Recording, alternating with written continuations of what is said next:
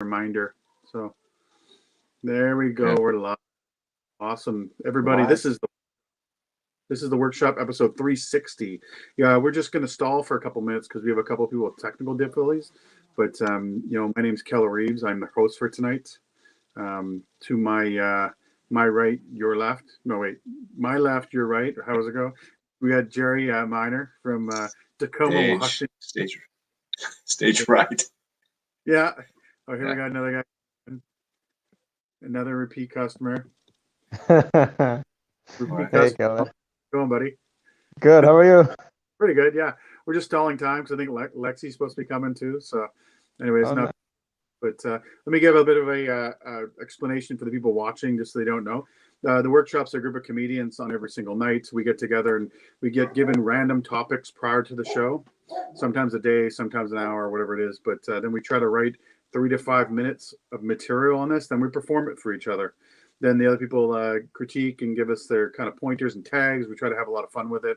We treat it I treat it personally more like a pitch room, where we're just slinging jokes at each other like you would be sitting in like a late night, for Jimmy Kimmel or something like that, wherever those shows are, and just you're having fun with it, trying to roll some things and just joke around, right? So, just so you guys know, this is a comedy safe space, which means it's safe for us, the comedians, and not for you.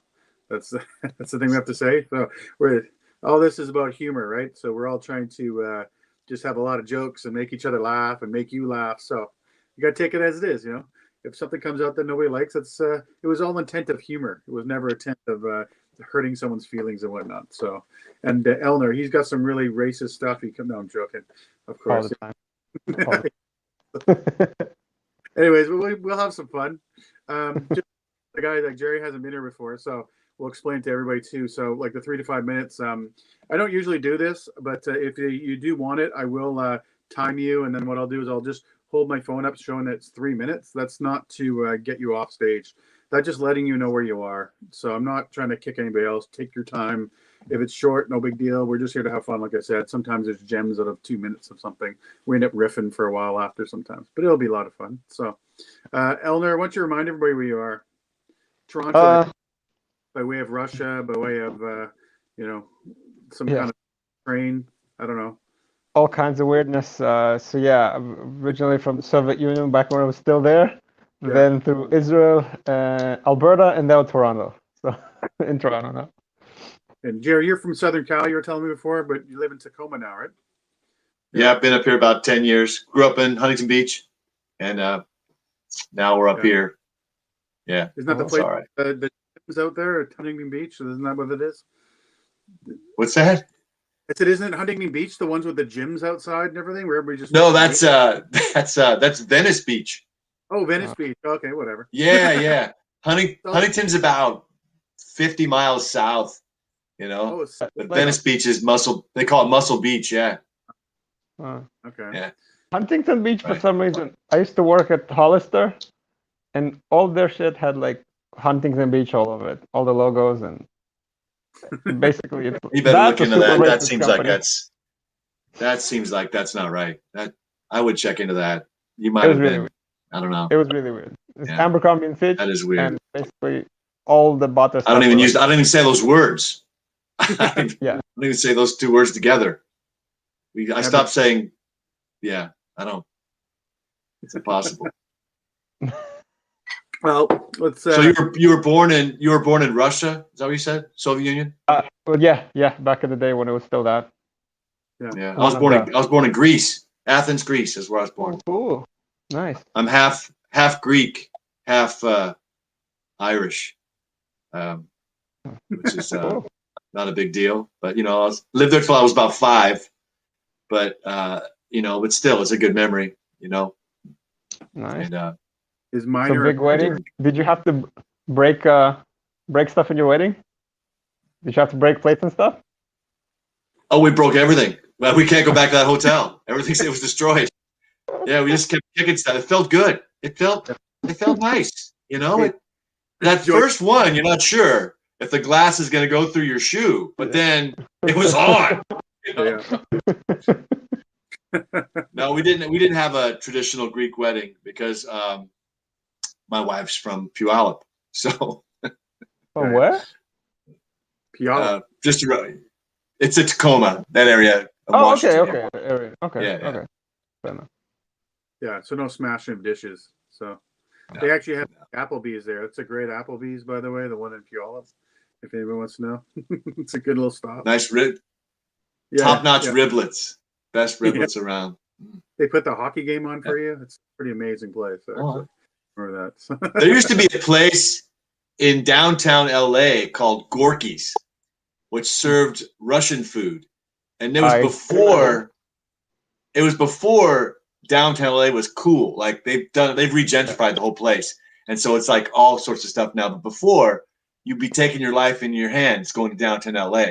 But if you wanted to go to a cool, Gorky's was the place. That was the cool place to eat. It's a famous Gorky Park. It's in Russia. It's like a place that's like famous. There's even songs about this in English. Movie. I can't remember. It's a movie. Yeah.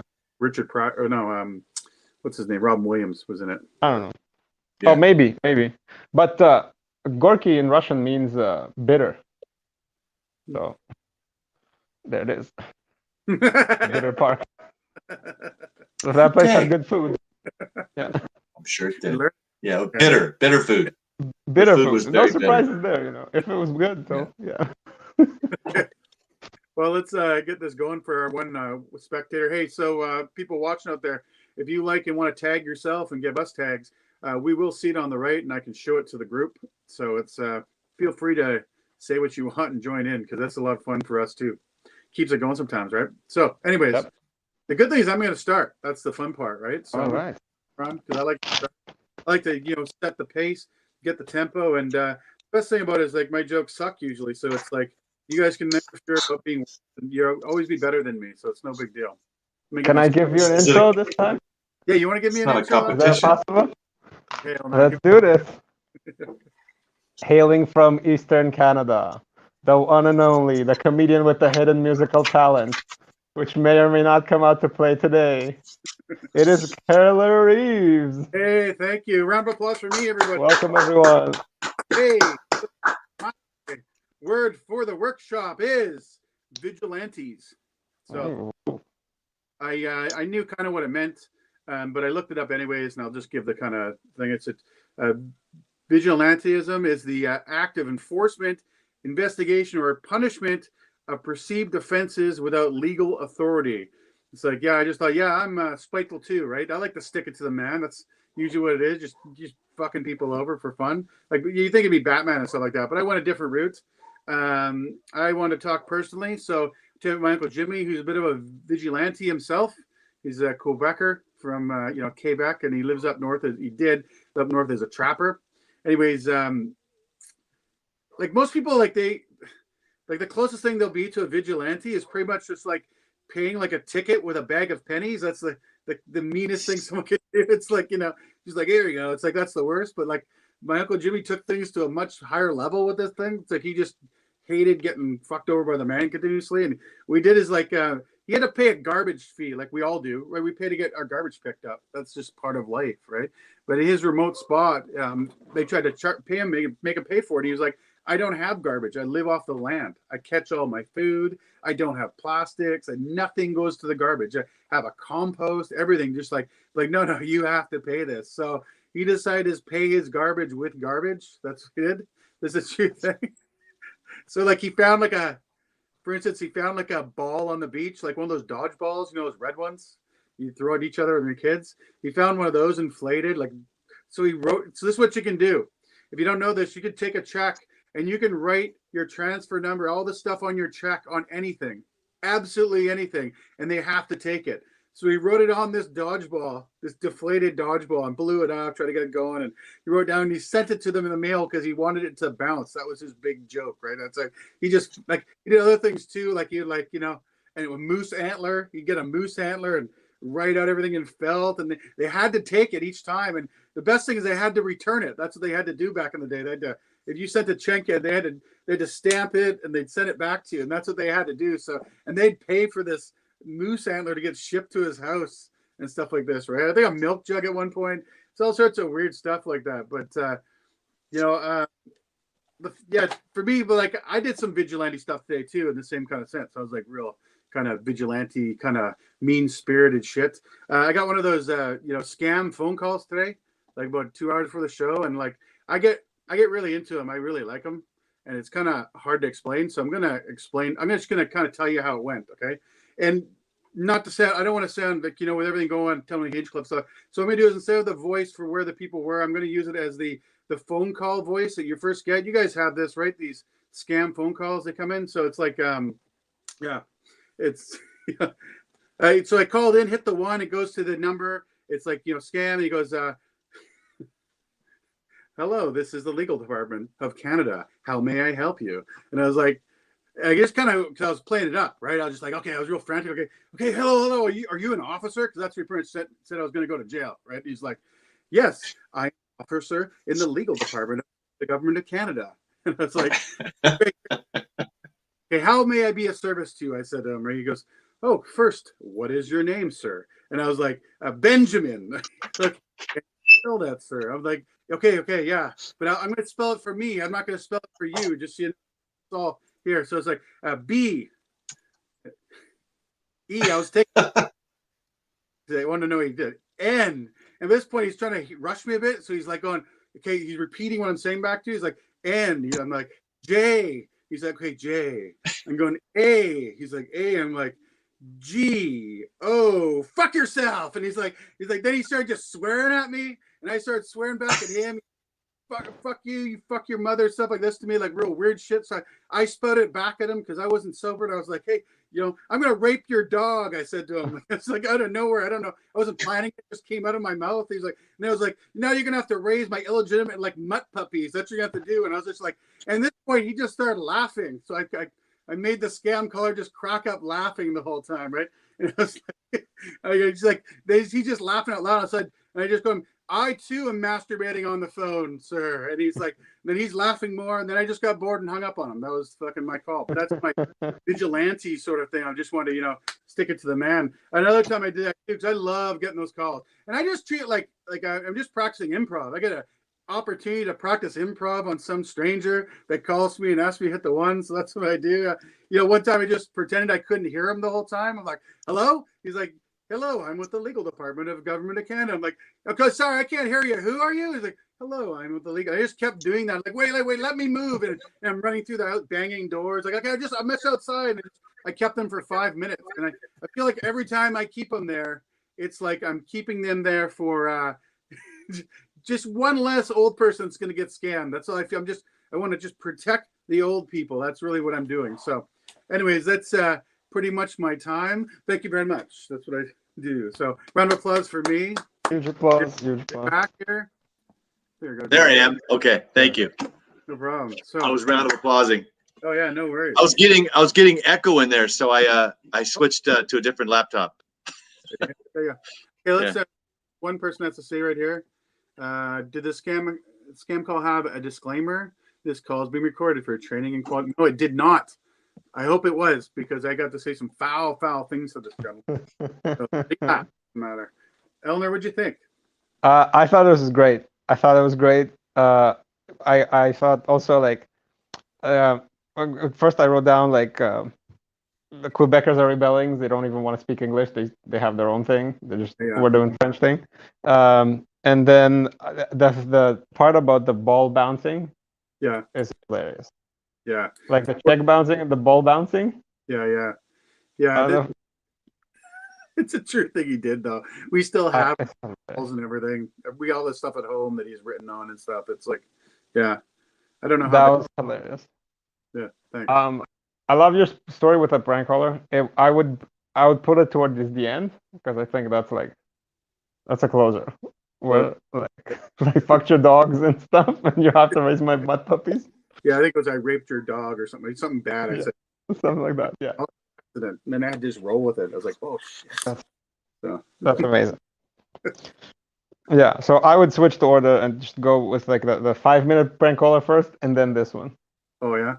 Okay. Because this one I think was good. Fair enough. Yeah. The next one didn't really hit as much, right? So tried to prolong the joke. I probably won't even tell the second story. I'll just tell the first one. Yeah, it's good. It's good as it is. How about you, Jared? I was more interested in the intro. I like the premise of the Vigilante, and there's not, there's a whole section of being able to be an urban vigilante now. Like you could go around and correct graffiti and tagging for misspellings and mistakes. You just go around and randomly correct their stuff with your own paint can. Things like that. I was just trying to. Once I heard that, I connected to. There's not much vigilanteism now because you always think of like those movies where the guy's kid gets killed and he goes and he tries to kill everybody who involved. So what things can we be vigilantes about now that we really like? When you see somebody litter, they throw something out of their car. How does that make you feel, and how does that develop into a piece of material? Like, wait a minute, I saw someone, and now here's what I did. No one likes litter, of course not. So I don't know what got into me. I followed the guy. I followed him, or I just followed him to see where he's gonna go. Where's this litter guy going? And I followed him, ended up following him to his house, right? So then, like, he's going into his house. So like, oh, okay. So then I broke into his house, Yeah. So I broke into his house because he threw a cup out. Like trying to follow that train of thought on how a vigilante can be. You can be so unhinged, you know what I mean? But I didn't really have any jokes other than correcting graffiti as something I thought would be funny. But the rest of it, I was more tuning into the schematic of the joke than the actual punchlines.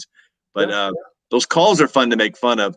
I always tell them, and you could put this in your bid if you want. Whenever I get a call from somebody, hey, these calls are being recorded for quality. I said, well, let me turn my recorder on. Mine too. I record everything too. That always throws them a little bit. Yeah. But it was an interesting topic. Sure. Yeah, thanks. Yeah, that phone call actually came in the middle of me writing. I was like writing a phone call. Oh, okay. Yeah, Wow.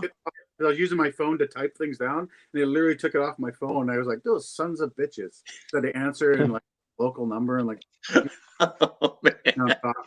like another part of the world. What's also interesting about those things is I am surprised at how many people fall for the phone scam.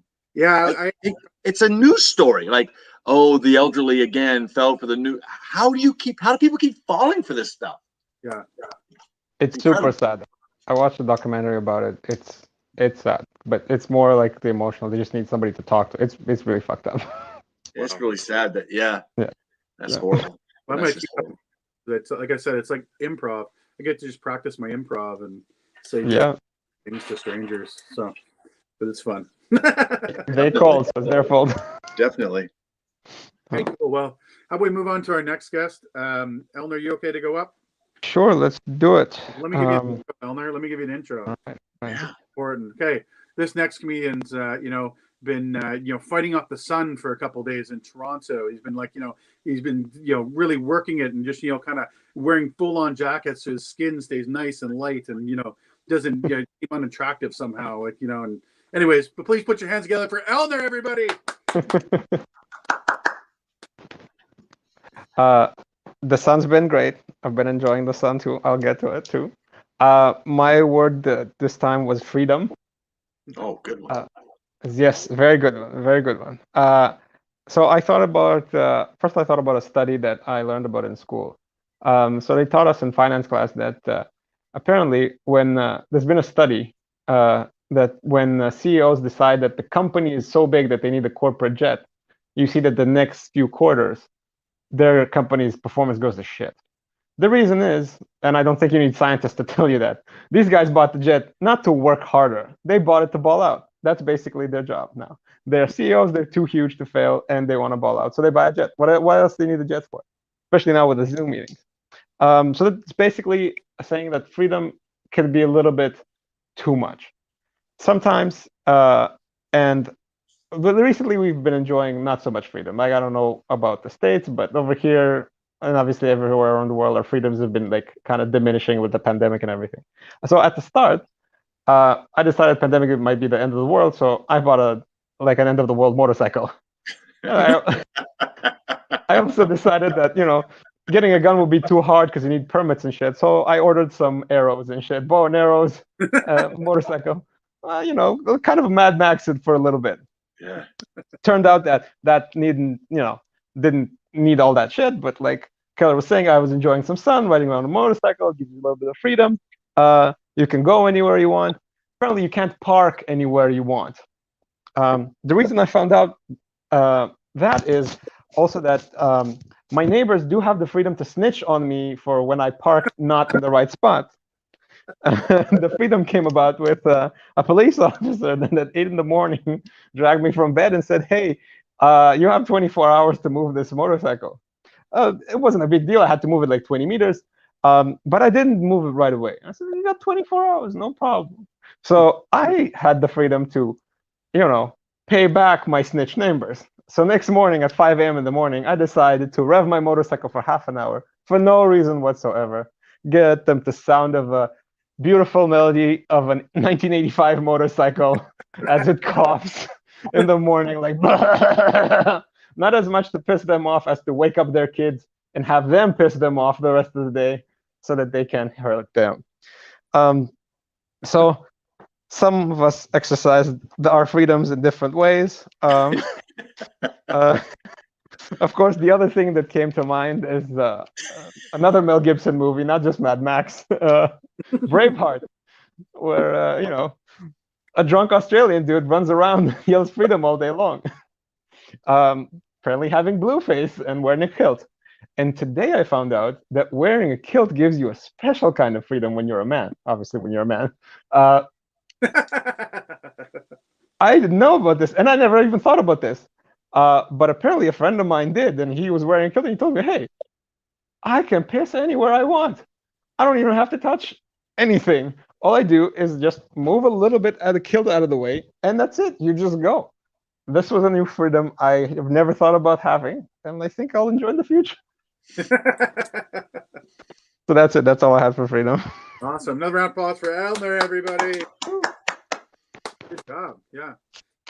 Gary, do you want to take it first? I like how you took the patriotic aspects of freedom and reduced it to buying a motorcycle and peeing where you want. That's strong. I like the idea of an end of the world purchase. That is so classic, because when you're in the showroom or you're buying it for somebody, you're agreeing to everything, right? Give me the deluxe package. Give it all. You know what?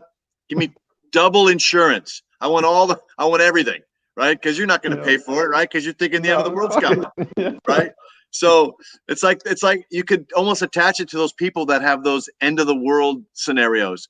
There's always some guy every 5 or 6, 10 years who says, I've been reading it, and whether it's a Nostradamus's book we found or something, July 19, 2022, that's it.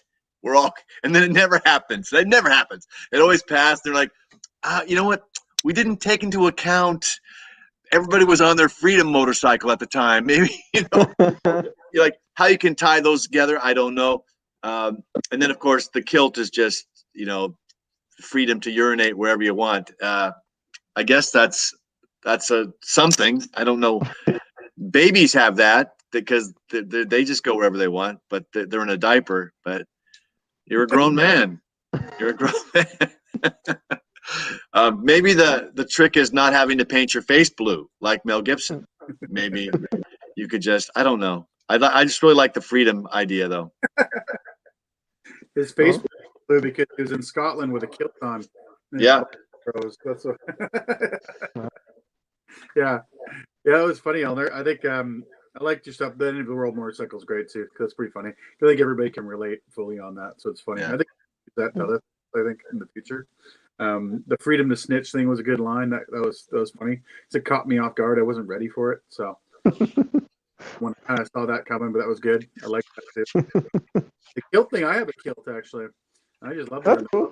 I walk around it, but I don't go free balling, so because it's like hard canvas. The Utila kilt out of Seattle, if you heard of that. Free balling. I don't free ball. Like it's a little bit tough, but it's like it's canvas. It's like but yeah, it's but I want to know if you just like with a kilt on because I've worn it. just to be able to piss wherever you want is I don't want to piss on the inside of my kilt. So it's like, Yeah. what is it about? Like, how heavy is his knob that pulls it down straight to the legs where you can just stand there and piss straight down, basically? That I wouldn't understand, but that's the only way to do it. I have no idea. But yeah, it was great. So, yeah. Jerry, do you have anything else? Or? No, I was just enjoying it. I was enjoying his enjoyment, but I do like the idea of the freedom motorcycle. There seems to be, if that was a topic that was addressed to me, freedom motorcycles, I could probably go on. Are you drinking salt? What is that? That looks like you're drinking salt. It's Okay. frozen gin. I'm trying to quietly do it. Nobody hears my ice.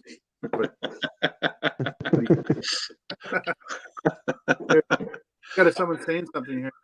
Oh, good. I'm just reading it, make sure it's not racist or anything. Yeah. Here.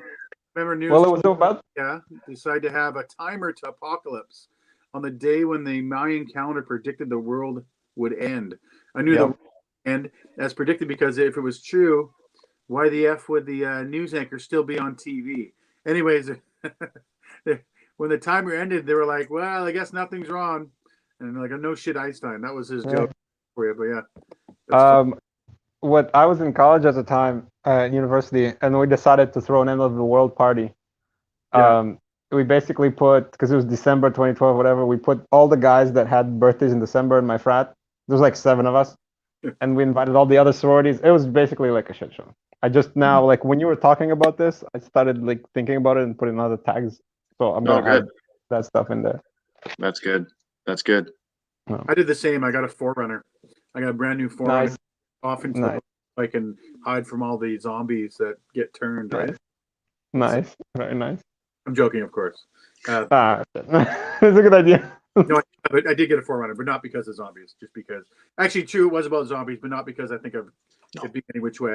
I like the thought of beating up zombies. That's all. But that's another day. That's for another day. That's definitely something to think about. I like the idea of killing a zombie. Yeah, The next part. Yeah. Anyways, good job, Elner. Another round of applause for Elner, everybody. Cool. Yeah. Thank you guys for the notes. Got to give you an intro, okay? So, okay, folks, this guy's first time on the workshop, so I want you to be humble. I want you to be sad. I want you to clap as loud as you can. Very much, everybody. Yeah. Oh, please. Thank you. You ever have to plan a funeral? We don't think about that, planning a funeral, because we think, who thinks about that part of your life, the part where someone's going to die? No one thinks about that. We don't plan for it, and we should. I had a friend who had a terminal illness. He was 31 years old, and when people found out he had a terminal illness at 31, everyone said the same thing. He's just so young. He's just so young. That's that. Like, when is it appropriate to get a terminal illness? At what age, right? Hey, did you hear about Bob? No, he got cancer. Well, how old was he? 80. He had a good run. He had a pretty good run. Okay. I mean, at what point?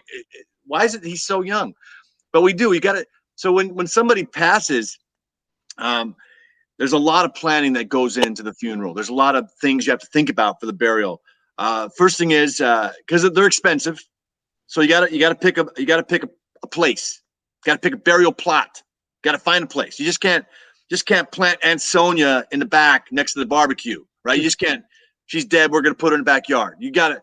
It's legal stuff now. You actually find a place.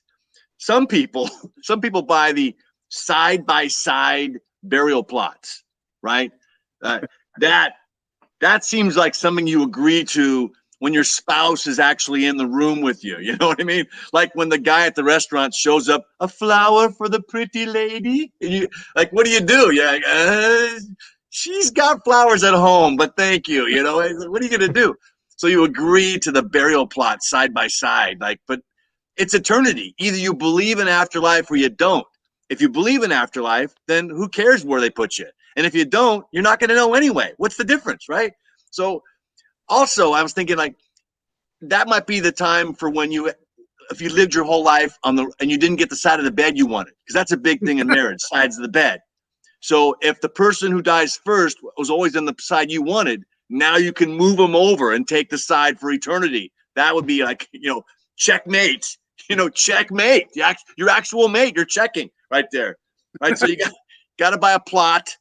You got to pick a casket. You got to pick. That's a thing. You got to pick a casket.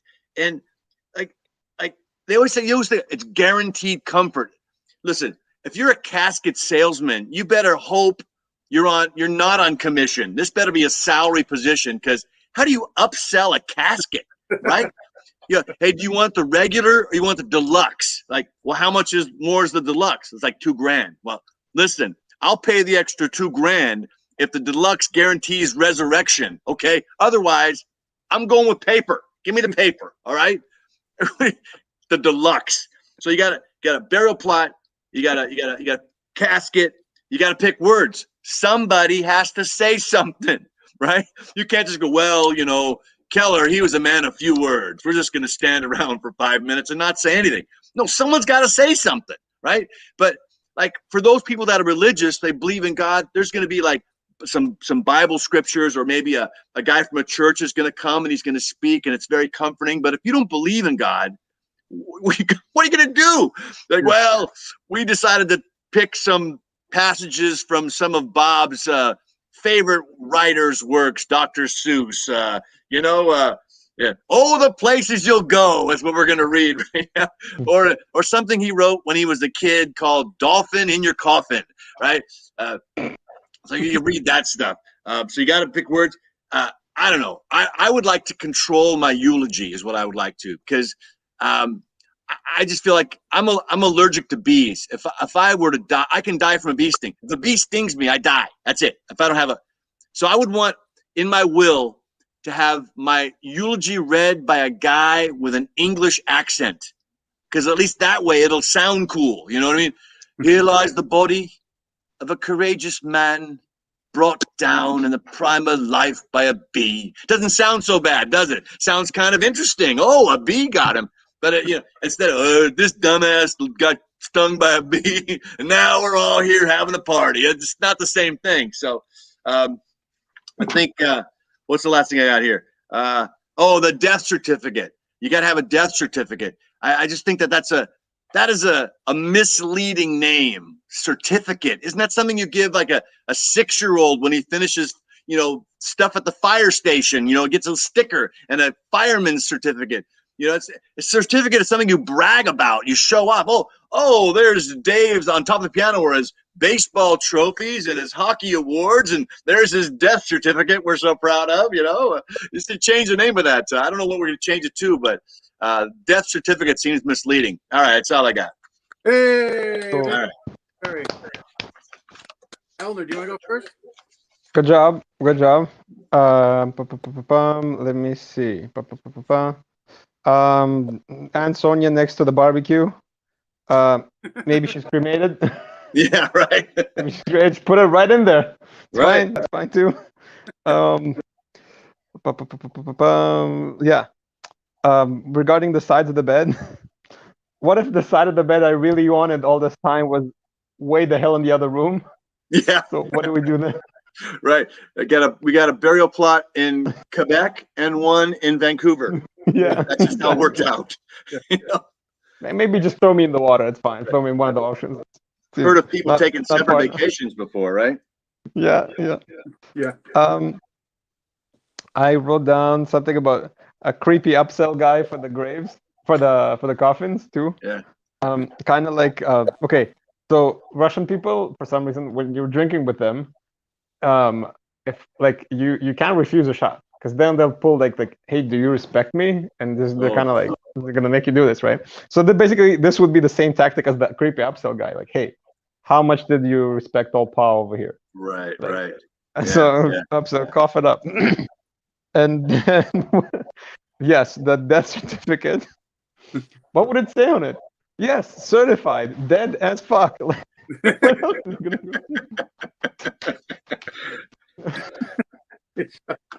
Yeah, I was thinking the same too, the death certificate, just to go with that first because it's there. Like, what happens to them? Like, I don't know. Like, do you just keep a folder of all your ancestors' death certificates as far back? Like, I mean, like, I don't have anybody's death certificates. So they must have been tossed. I don't know. Yeah, just much like grade 1 ribbons, I guess, for like. Yeah, you don't keep them. Yeah, it's pretty fun. Yeah. I liked your stuff. I think it was really good. You did a really good format compared to what we normally see. Like you got it right from start to finish. You had everything kind of planned, and they all they segued well. The problem I found is that I had a whole bunch of kids' cancer jokes I want to do later, and I just can't do them now because no, I'm joking. Well, the thing about that is, I'm trying to decide if I'm trying to make it as realistic as possible, but I don't like using the word cancer because people just get weird about it, So I'm trying to use terminal illness or something that would work better. I don't know what the right phrasing is because it only had a week, you know what I mean? But I was thinking about that quite a bit, because people, they do get a little turned off. The same subject. 46 is the appropriate age for terminal illness. Thank you for that. That's the appropriate age. Good. I'm 46 this year. I think that's a shot directly at me. Wow.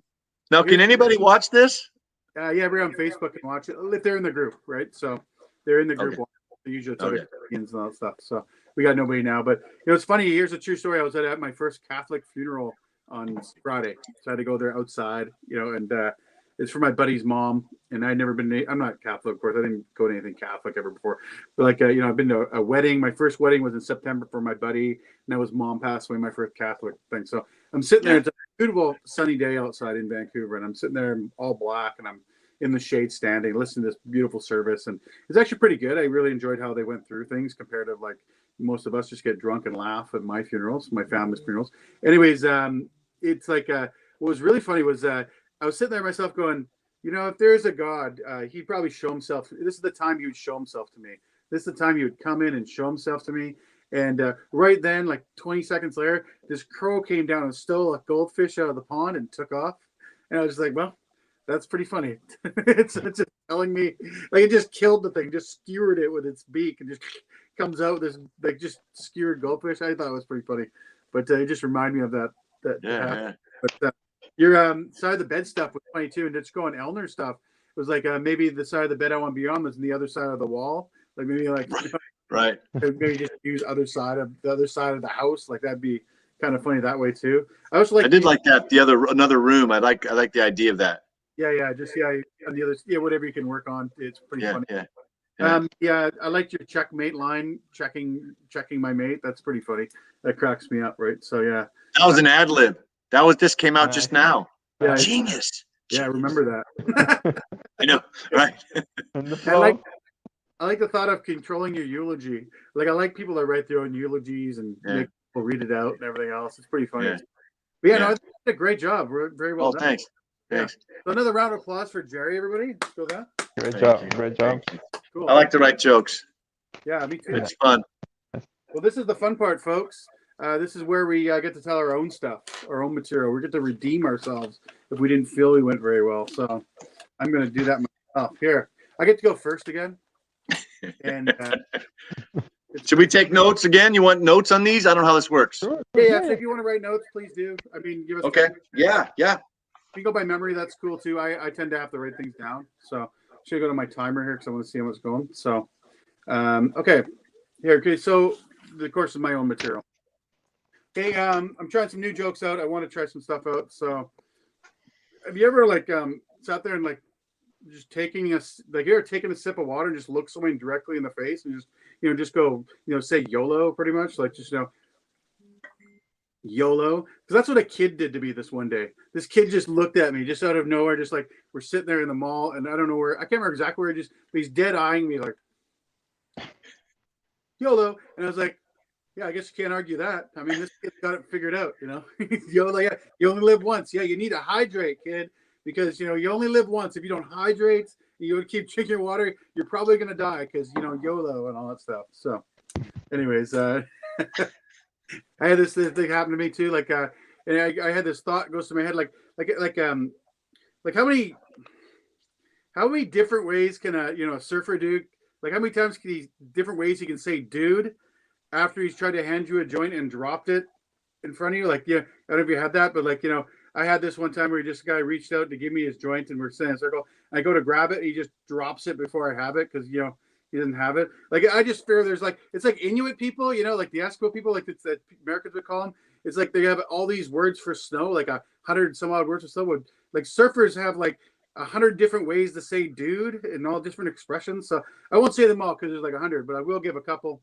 So it's like it's like asking if you're okay kind of dude because you dropped it. It's like dude, like that kind of dude. Then it's like a happy kind of laughing dude. It's like you drop it like dude, like it's like that way. And then maybe a surprise dude, like like dude, like that kind of thing, right? But my particular case, this surfer dude, he kind of said he kind of did sarcastically to me, he was like sarcastic. I was kind of like this, like just like it's a real kind of vile way to do it. Like he like blamed me for it. He was like blaming me for dropping the joint in front of him. He was like, dude, like this, like, and I took it really to offense.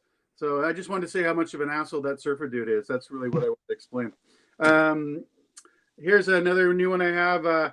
How far back in history does air quotations go? That's one thing I was thinking. Like how far back does it go? Was there some caveman named Grog back there being described as like a real knuckle dragger? Grog's a real knuckle dragger. He's being described by his 24-year-old great grandfather because that's how old they lived. Whatever kids at like 5 or whatever it was. Like he's gonna die soon, pretty much. That's anyways. That's a working thing I'm trying to figure out. So anyway, we'll go to. He would like to say, "Everyone want to play a game? You guys want to play a game?" Yeah. Okay. The game is called "I'm Not Racist, but." That's the game we're gonna play. Not racist, but that's the. Yeah, this is. I realize there's such a longer bit, so we'll go with this because we got to waste some time anyways. But the game is kind of like Clue, but it's instead of like finding the murder, you're trying to find out who the racist is on Twitter. Basically, that's just going through chase. It's it's the way it works. But I like to explain that a bit because it's like I have like 9 siblings. I'm like one of 10 kids, and out of the 10 kids, we're very diverse.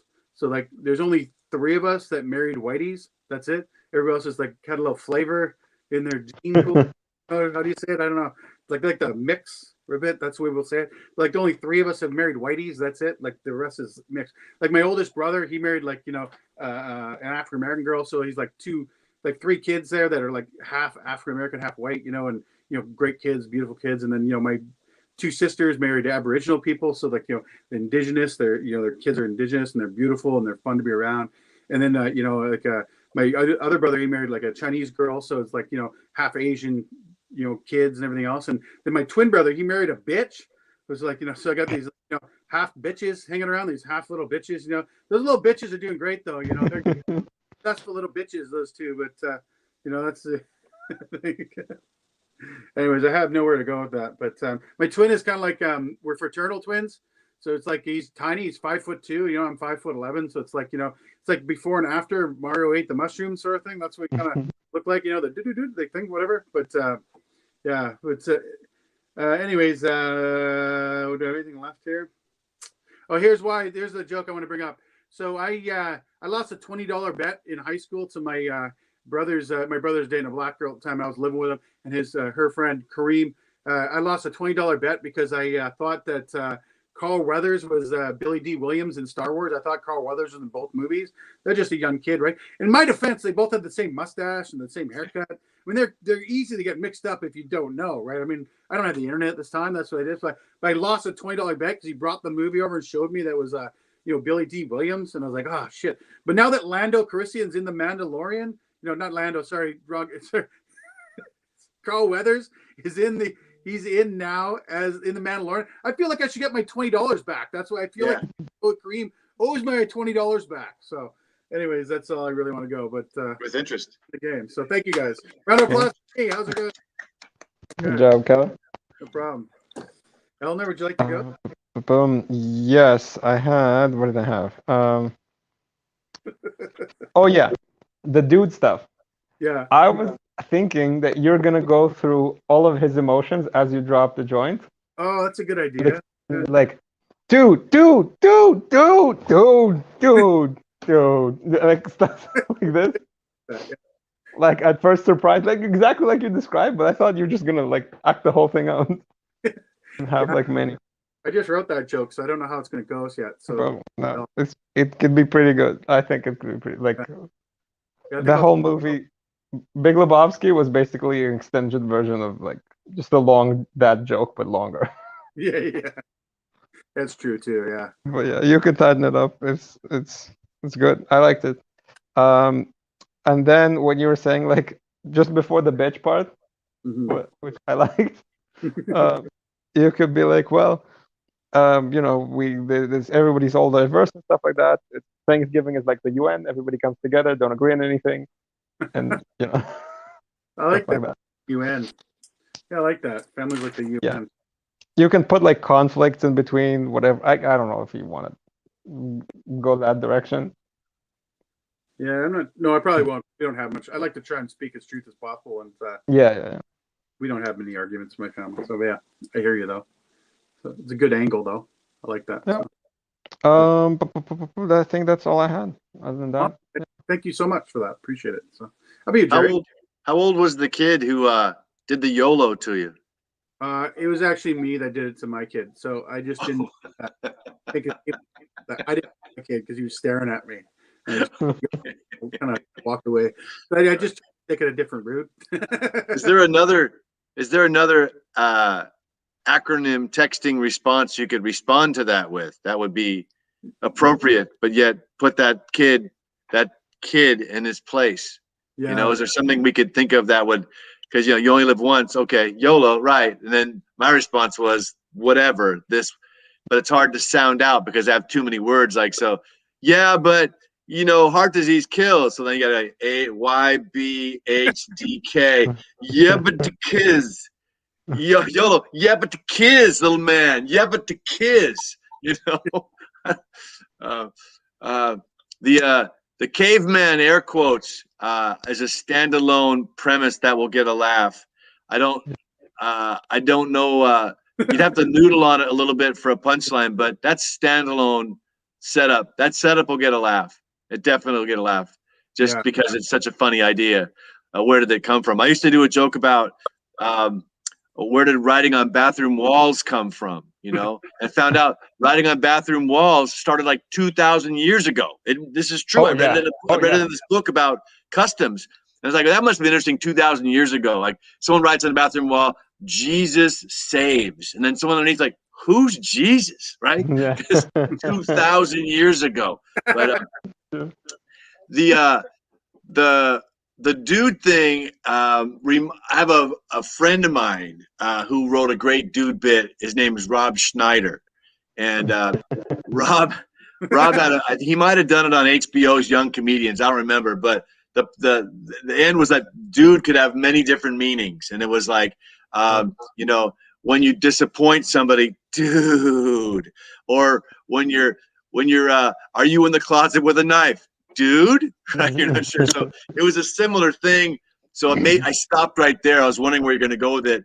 There's endless possibilities. And I only just telling that because somebody else might tell you down the road. But I don't follow something. Keep doing it, because one time I asked, comics are real hard on each other, right? Comics are really hard on each other. They always want to say, oh, that's a hack bit or that's a hacky bit. And they want to stop you from writing what's funny, right? That's not my intent in telling you that. My intent is to encourage you to keep doing more of that because you'll unlock it. I asked Leno one time. I said, Jay, is it bad to have a McDonald's joke? And Leno said this. He goes, look, 100 guys could have a McDonald's joke, right? But if you have the best one, it's not a McDonald's joke. It's a great joke, right?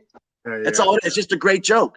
So, the thing with the dude, people might say, I might be the only one who remembers it because we were friends for years, right? But it's something to think about as you unlock it. You know what I mean? Like, what is my unique stamp on this? I don't know what that is, but and that's my 2 cents. No, I appreciate that because I don't want to get to especially spend too much time on it if I can't make a difference. Yeah. Or if it's too similar or something, and maybe just I think I may have seen that actually back in the day. You remind me of it, so maybe just something cross thought or whatever it was. Or maybe you can find other words that are similarly used. Yeah. Like, okay, so dude has all these meanings. What other word has a lot of meanings in conversation amongst friends or in social gatherings. You know, like there's got to be plenty of them if you thought about it. I don't know. I don't know. It'd be like for sure. Right. Like, it'd be weird. Yeah. I listen to a lot of podcasts and everything. It's funny hearing Michael Lear on Kill Tony, because he actually repeats something we used to say a ton. We used to always say "no doubt." We're up in Vancouver here. There's always a term like no doubt, and I haven't heard it in the 90s. And now he's saying it all the time. It's like reminding me of the phrase. Like every time, like I forgot it, that we said that. Every single time I forget about it. That's how lost it is. Something I never. My friend Scott used to say "bet" all the time. You know, Right? hey, well, we just went and got some. We ate at this place on the corner, that Italian place. Bet. Yeah. My brother went to stay in San Francisco with our buddies for for the summer one time. Yeah. I remember this is my twin brother, and he came back saying "sup" all the time. Sup.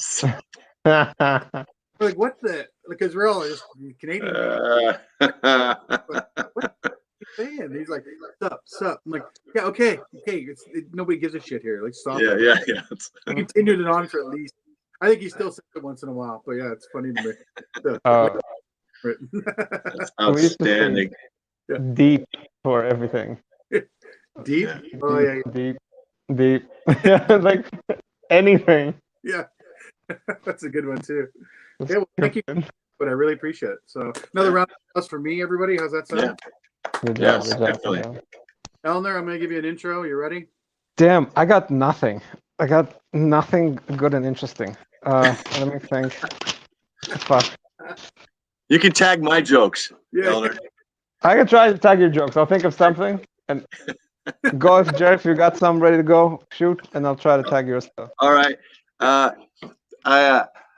I just saw that the gray whale just got taken off the endangered species list, and I thought that's got to be the worst thing that could ever happen to an animal, to get taken off the endangered species list. Because think about your life to this point, right? You know, you're being hand fed by college interns. You have the best medical treatment. Like you scrape a flipper, they're starting a GoFundMe page, right? There's like a breeding program. Like I was thinking about, if you worked there, you want to get there early for job assignments. You know what I mean? It's like, okay, Dave, you're going to work with the vets with the whales, and then Steve, you're going to be feeding them. And looks like Gus, you're on whale sex. Sorry, buddy. You got to get her. You got to get her early. All right. If you're not on time, you're late. Okay, pal.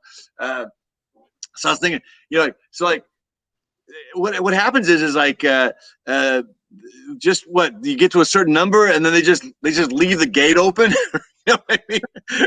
Or they take your name off the website. Like it's like, sorry.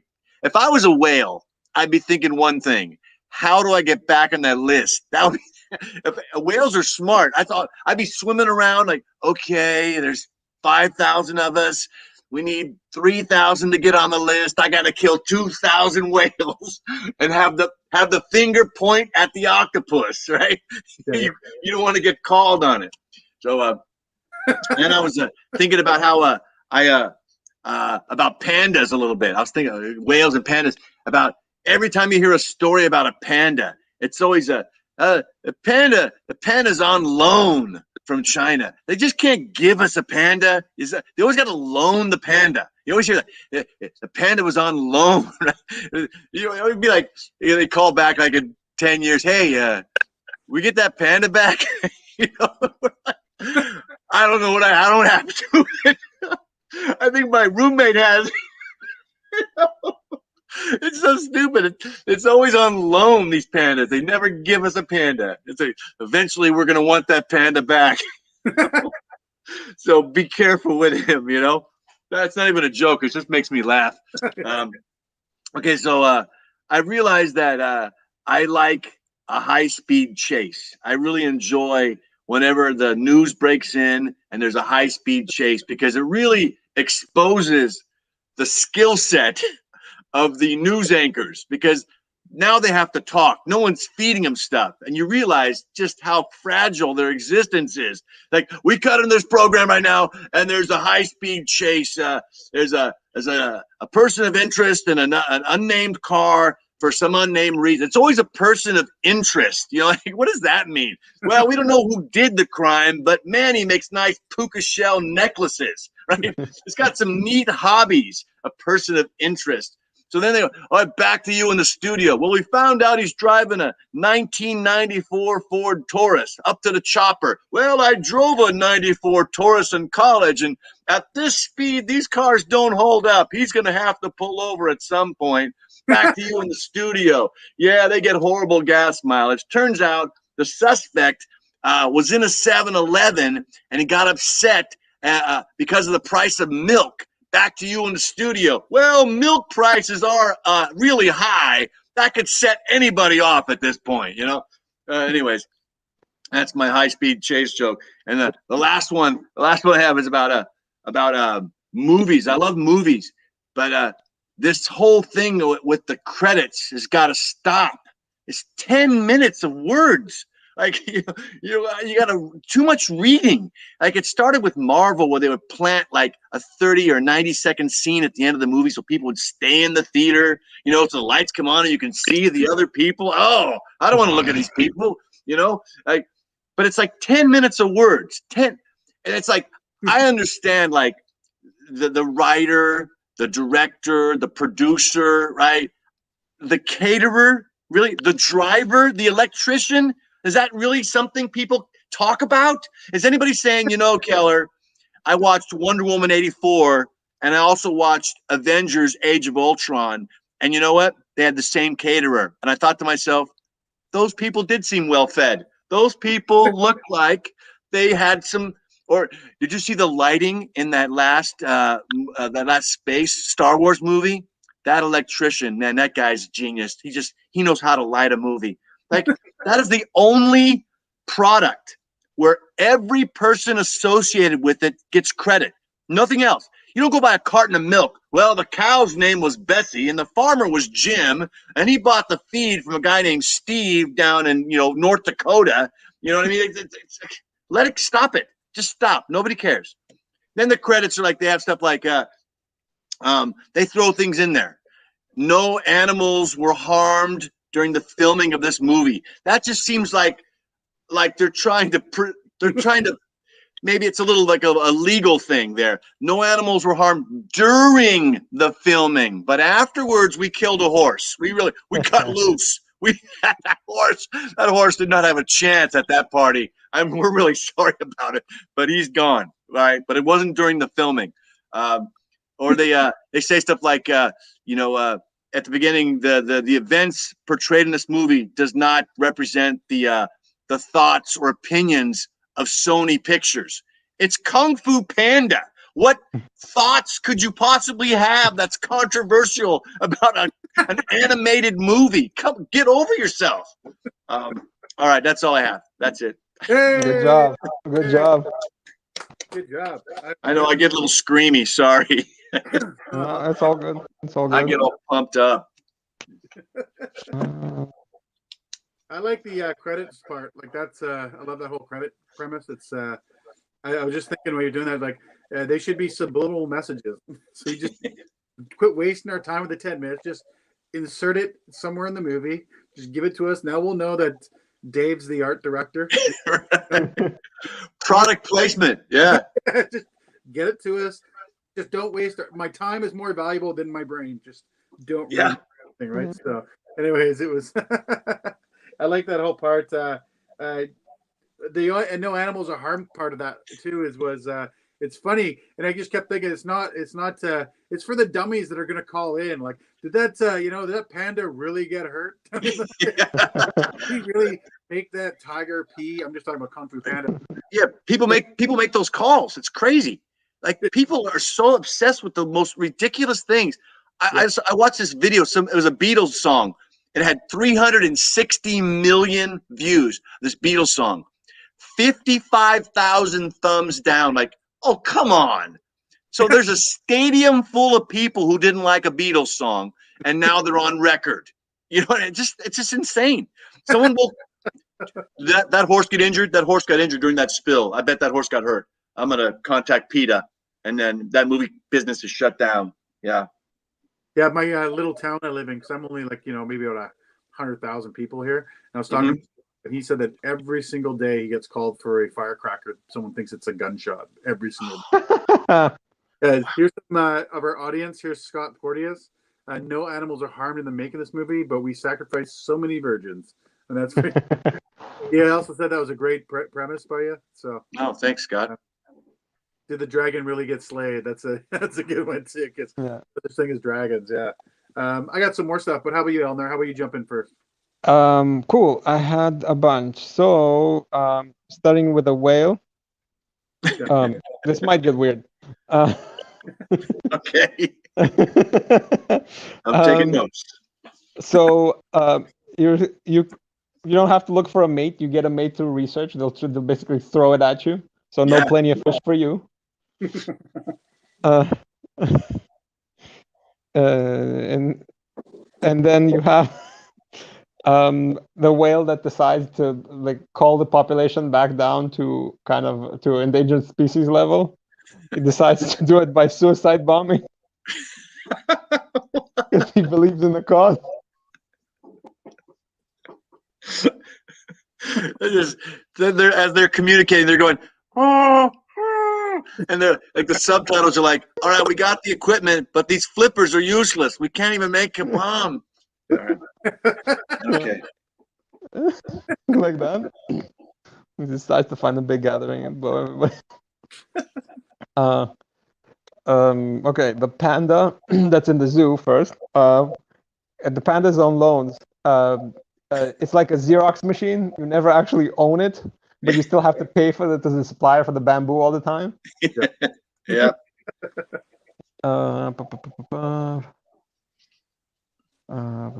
What is this? Okay, I'll figure that out again. The credits part. It was like, why are you putting 10 minutes of credit? We can Google this if we want to in a second. We don't need to see through this shit. Why? Right. I honestly do this myself. Like if I see a movie I like, I'm like, who's the director? Who's the writers? I don't give a fuck about anything. Nobody does. Nobody cares. Those things, yeah. Their own family members aren't waiting 15 minutes to see their name. You know, the second driver to Mr. Gibson. Who? What? Okay. Yeah. Nobody cares. Nobody cares. Exactly. So, no animals were harmed during this movie. Really? Was your catering all vegan? Wow. Elner got cerebral. He got cerebral just now. Wow. Because you can do that. And then you can also go like with the people that call in. They call in about Jurassic Park and having like the. There is somebody out there that calls in for someone. Yeah. You should have looked through his crap there and stuff like that. Yeah. Oh yeah. I just realized it's on my shirt. I didn't think about that. Yeah, that's everything I think I have. I have some illegible thanks things for all here. those. Thanks for listening and let me indulge myself. Here's Scott saying that catering line is great. He said, Yeah. I actually had a couple more things for you too, Jerry. I like the gray whale off the endangered list. That whole premise is great. I love it because we don't get to talk about that enough now. Yeah. You know, I do like the thing with the going down the whale sex duty. Like he gets the shittiest job because he shows up late, or Yeah, you gotta get there on time. I think it'd be funny to throw in some cliches in that thing somehow. Like at the end, like the early bird gets the worm. Like maybe you can change it a bit to do things, and Oh yeah. but just I start like that. like how someone would talk to somebody else for being late to work for a construction job. You start saying stuff to them in the same manner, but maybe make it kind of punny or something. Who knows? But yeah. Yeah. The panda loan thing was good too. I like that. Thought of that premise. I just kept thinking that when are they going to hand out that panda? just thought it was dumb, but I know I just like stupid, goofy things like that. So it's like the high speed stuff, the person of interest stuff, I really like too. I just kept But the Dos Equis guy, the most interesting man in the world. I don't know if Right. that way, but I don't know if it ever goes that way for you one time. Maybe keep that in mind. But I just thought of it because I wish I knew the guy's name and just that'd be the person of interest. So you kind of Yeah, I like the person of interest. I left out another thing where they always it doesn't really relate, so I didn't say it, but how the cliches of in cop shows, they always say we don't have any suspects. We've been picking up some chatter. Like, where are you getting your information from? A little league team? Hey batter, hey batter, hey batter, hey batter. He robbed a house. Hey batter, hey batter, hey batter, hey batter. That's the guy. You know what I mean? Chatter. Come on. We've been picking up some chatter. Okay, thanks. kids rolling dice on the corner. Just going like, yeah, come on, baby, come on, 7, 7, 7, 7. All right. Yeah, I think you did a really good job. I really kind of appreciate it for the first time, and hope you do more of these. So. Yeah, have fun. I will. I definitely will. I'm glad I found it. It took a while to find something like this. Yeah, a good outlet. I found it late in January, or July. I mean, that's when I found it last year. So I've been doing. Oh wow! Okay. Doing it for a year now. It's been a really good and fun and flexible thing for us. I really enjoy doing it because I just it gets out of you. I know I can't sit down and do proper stuff with meeting with people or writing groups, and I find this really helpful for the period, right? And trying to, I get so many topics I have no idea what I'm doing with them, and all of a sudden I just let things rattle and some stupid joke. One joke I show. I hope I keep. That's all every time. Yeah. I used to when we were starting out, I would just sit in the back. Well, all the guys would go up before I went up, and I would just write jokes for their act, and I'd be handing out pages to people, and I wrote tons of jokes for a lot of people. So I like doing it. I like the format of just being able to hear what people have. I just like comedy. I always have. Yeah, this is a lot of fun for everybody. So glad you. So, hey, Ellen, you got anything or what? You bring anything? Do you bring any heat or what? I don't have heat. Let me. Shit. Come on, meat. Bring anything or what? Not joking. Sorry, I couldn't help it. What's the turnaround to doing it again? Well, it's every day of the week. So usually, there's other ones too. We have Turbo Comedy on Monday nights before this show that has like the same comedians weekly for about 6 weeks, and they get an hour to write material, and then they have to go through it the same sort of thing, right? Without critiquing. But this thing is like, yeah. I mean, I've done like 4 shows a week sometimes. Okay. Is a host or doing it myself because I wanted like not host and do something. Just talk to Scott or something. Yeah, so you send in to Craig or Scott. Anybody out there watching, if you want to be on this show, Scott Porteous and Craig Elgoson, you send them a message and they'll fit you in. So one of them runs a week every second week, so you have to make sure you get which one. You got to email both of them because the one person will be a week later and you'll schedule. Right. Here's Scott coming in. Got you on the list, Jerry. Oh, thanks. Done. You're in. Good. Yeah, the Lord and Savior of this thing, Scott coming in. So. Appreciate that. Well, Ulner, you got a minute at least? You want to do? Come on, Ulner. Let's think about some. Okay, fine. Let's work on this. Just give us a premise. Just give us a premise. Okay. No worries. I'm scared of the vaccine. I still think Bill Gates is behind this. He's been buying up a bunch of land. He's also been now divorcing his wife, which is not a great thing. The billionaire divorcing his wife is just one thing. It's a big payday for lawyers. This is the time where I wish I enlisted my time to getting a divorce lawyer degree, because that's where the money's at. People are always angry. People want to bleed each other out, and that seems to be the case. Turns out he's also homies with Jeffrey Epstein, which is another great thing about this old creepy dude that made Microsoft Excel. I mean, how bad can it get? Your wife leaves you, you turn out to be a pedophile, and Microsoft Excel keeps crashing on me. So I don't know what else I'm going to be doing with this. So I wasn't really as afraid of the chips because I didn't think they were going to be working. Like, it's not like, it's, Cyberdyne, whatever, laboratories, and they're going to do Skynet. That's not that. This is not sophisticated. This is Bill Gates and Microsoft shit. Like most of the likely, the shit's not gonna work. It's like Microsoft Edge. I don't know if you ever tried to turn that on by mistake, because nobody does that on purpose. It's always by mistake. You click on the fucking browser, it fucks up your computer. It takes forever to load. Same with really everything else. I think the biggest flop this guy had is Skype. I don't know if you noticed, but we're not using Skype right now, even though Skype's probably the oldest free software. Nobody uses that. Like Zoom came along and the whole world is using Zoom. Yeah. I'm sure if somebody was on the ball, Bill Gates would have been on somebody's balls right now, just standing there and squeezing like, how did you do this? We bought this thing. We had this for so long.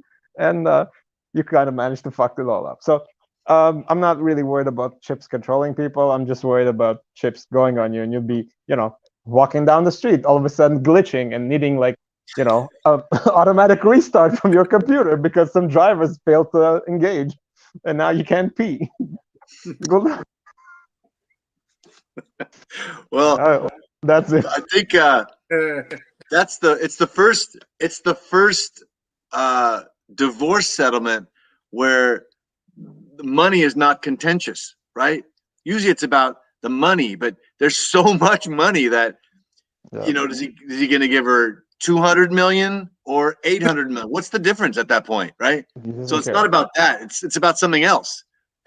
What else is there going to be a divorce about? You know what I mean? It's an interesting the thing that are they going to change the name of the Bill and Melinda Gates Foundation? Is this going to be, Bill's house? Is he going to change it? Big G's place. You know what I mean? She's outie. Melinda is outie like Kurt Gowdy, right? She's gone. I don't know. Nice. Yeah, I like the chips not working, stuff like that. You may think, how do they do the upgrade? They're how would they do that? That's the second shot, just continuously upgrading your chips. I don't know. Yep. The whole premise of a chip is I can't believe people fall for it. To myself, just like they're putting a chip in you. Like you said, it's like how is it going to affect? Chips have to have a grounding and a positive through to run them. So it's like doesn't make sense. So, anyways, it's a crack up to me. So I like people watch too many movies, take liberties with actual science and technology, and then they believe it. It doesn't work that way. Yeah, and I have to switch laptops because it craps out every 3 years. Like, the chip is not that advanced. Like, right. Come on. Same here. Mine is it's garbage. Right. I don't know if this is a tag to put on it, but as a human race, we haven't evolved enough. We still measure like capacity in the powers of a land animal. Like horsepower is how we measure other stuff. We're not in the space. Right. I'll have to figure out how to word it. Excel does sound like a vaccine, Scott. It does. Yeah, it does sound like. Yeah. What'd you get? Like the Moderna? Did you get the Moderna? No, I got the XL. I got the XL. Yeah. Yeah. There's Sweet. a great line for you. Yeah. Yeah. I got the XL. Nice. Scott's reminding me now too. I gotta say, is that it's Cavan, not Craig. I'm sorry. I keep blurting out Craig by accident. Yeah. Cavan Eggleston. That's weak. So it's a football. Listen, I'm doing this stoned all the time. Okay, people, just fucking. Okay. Oh, here it is. Here, waiting for the Skynet vaccine. That's a good one. Yeah. In your whole thing. So that's what he has there. Waiting for the Skynet. Yeah. The cybernetics thing came to my mind. I couldn't remember Skynet for some reason, for the life of me. Yeah. It's pretty funny. Yeah, anyways, that was a good job, Elmer. Yeah. That's a good premise. That's a real good premise. Yeah. Cool.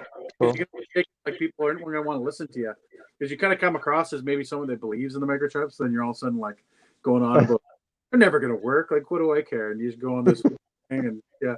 I don't know. That happened to me actually recently too. Just to fill in for you, it might be helpful.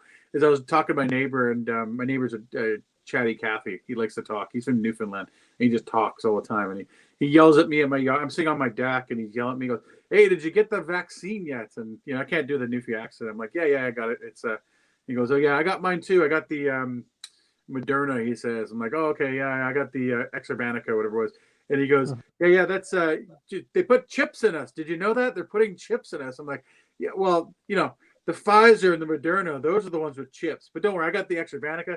It's like polio. I didn't get it, but you're the one with the lip chip. And we threw it back in his face. He's just sitting there gawking at me like I just started making stuff up. just like feeding him misinformation the same way he's doing to me. So if he's dumb enough to take the misinformation in the first place, I'm pretty sure I can figure out more misinformation for him. Yeah. Just totally different. Just way. keep feeding him. Just keep feeding the stupid. That's good. Yeah. Anyways, that's good. All right. Good job. So, okay, well, I think this is. I think we're going to wrap this up. This was, hey, this was fun. Find you up next little while, buddy. Where can the fans, the people watching, the all zero spectators watching, The throngs of fans, right here. Yeah, we're still so Lockdown till like September, I hear. So we're here. crazy. Okay, well, it's awesome. How about anything online? Any Twitter stuff, Elmer, or what? No, nothing. I'm not really super active. Okay, no problem. Makes sense. We'll see you back here again. How's that sound? So, Absolutely, absolutely. how about you, Jerry? Where can we find you? Well, I'm working on a gig for Bellevue Christian School Senior Night in June. I think that we're working them. It's just depending on the timing of that, So that'll be coming up in a couple of weeks. But then nothing really. I'm booking stuff in September and October. I think 4 now. I got 4 things booked, and I'm starting to ramp up my my marketing, just to get more dates. Pre-pandemic, it was about 100,000 miles a year. You know what I mean? Just flying everywhere. And now it's back to Starting but that's okay. It's okay. In the States or coming up here too?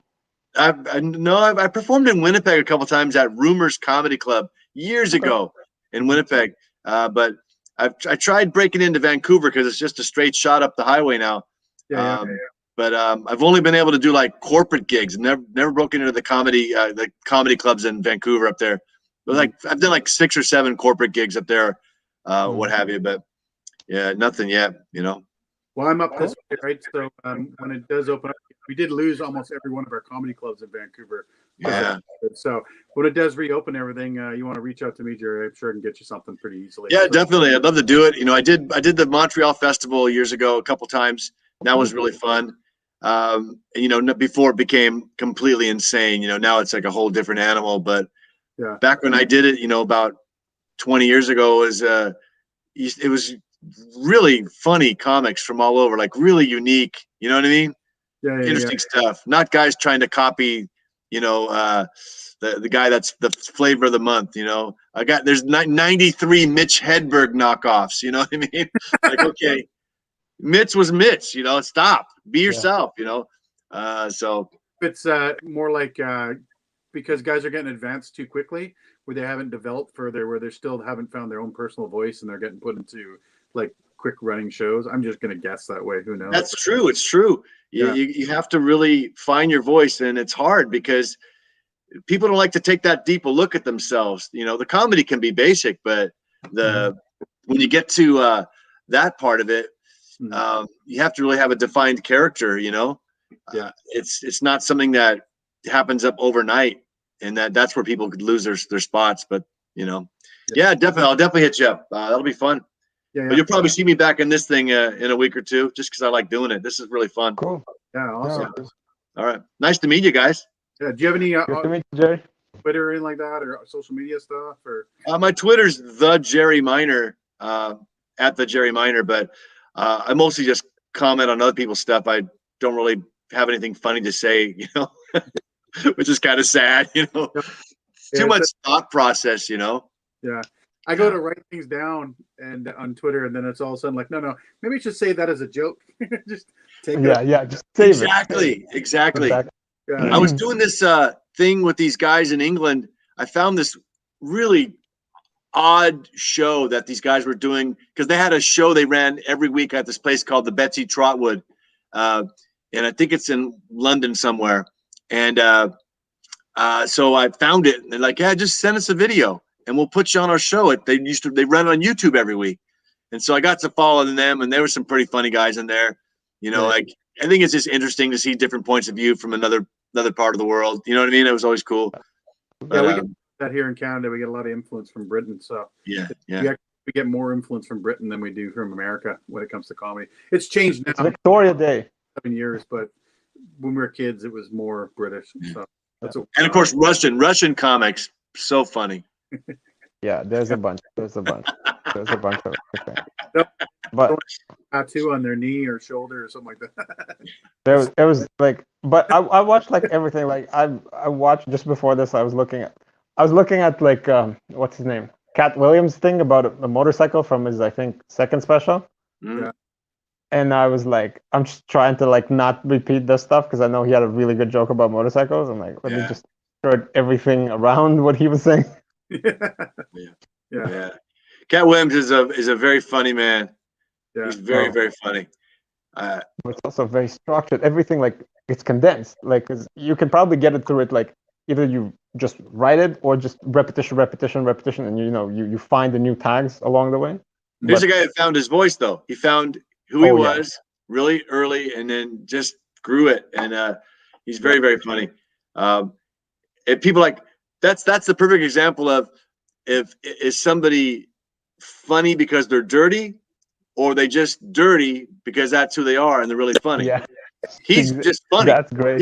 That's great. That's who he is. So he drops in a lot of colorful language, but you can take that stuff out and those jokes are funny. You know what I mean? It's just the way he says it. It's just who he is.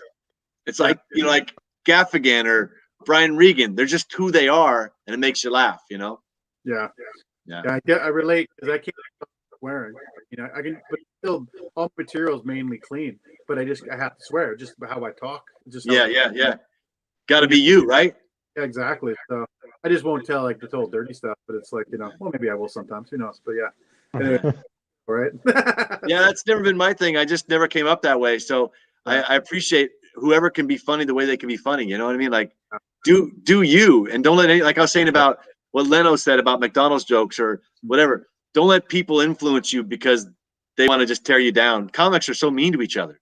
You got to be more supportive. I think so too. Yeah. That's why I like the show. It's very supportive with each other, and it's a lot of fun, right? We've had some duds, but usually everybody's kind of nice about it and everything else, and a lot of fun. All right. Well, to go on to, my name's Keller Reeves. As you guys see, I'm in Vancouver, Chilliwack. There's nothing going on for us. I think we're opening up. We're opening up, being able to sit inside of a restaurant, but there's no live music. There's no live comedy unless you go to a park and you try to improvise and ruin their day, ruin somebody's picnic. I don't want to do that. So you'll see me on here. You'll see me on Monday making jokes, having fun, and I'm sure everybody else will be joining me. So everybody, thanks a lot. Let's get Dave. See you later, everybody.